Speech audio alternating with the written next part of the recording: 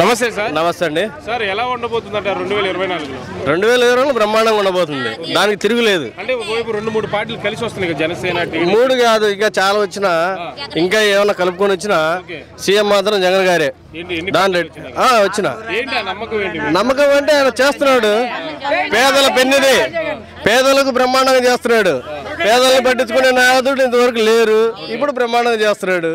అది రేపు జగన్ గారు కనుక మళ్ళీ వస్తే రోడ్ల మీద కత్తులు గొడ్లు పట్టుకుని నేను వచ్చి జనాలను కాపాడాలని పవన్ కళ్యాణ్ గారు అంటున్నారు కదా, జనాలను కాపాడాలంట కదా, అంటే కత్తులు గొడ్లతో నరుక్కుంటారు. ఈ సినిమాలో దొరుకుతాయి అన్ని ఫైట్లు కదా, సినిమాలు అవి ఫైట్లు సినిమాల్లో వేసుకోవచ్చు బాగా.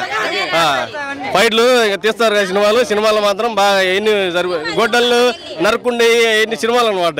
రేపు టీడీపీ అధికారంలో వచ్చిన వెంటనే జగన్ గారిని జైలుకు పంపించడం ఖాయమని నారా లోకేష్ గారు ఓపెన్ గా ఛాలెంజ్ చేస్తారు. వస్తే కదా ముందు వస్తే కదా రారు గెలరు వస్తాయి మాటలు. అయితే ఈ పొత్తులు చూసి జగన్ గారు ఏమైనా భయపడతారంటారా? అది పులివెందుల బిడ్డది అసలు ఆయన ఎవరు తిరుగులేదు అన్నమాట. ఆ బ్లడ్ వేరు, ఆ మాట వేరు.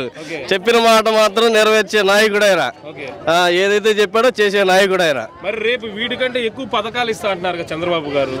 గతంలో ఎన్నో హామీలు ఇచ్చారు, చేశారా?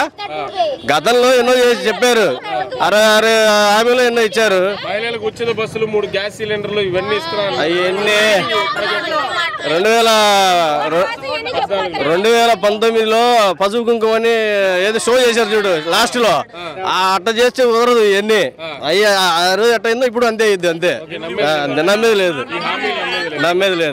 2024లో జనసేన ప్రభావం, పవన్ కళ్యాణ్ గారి ప్రభావం ఏ విధంగా ఉండబోతుంది? ఏముండదు, వాళ్ళు ఎంతమంది కలిసి వచ్చినా సీఎం గారికి ప్లస్సే కానీ మైనస్ లేదు.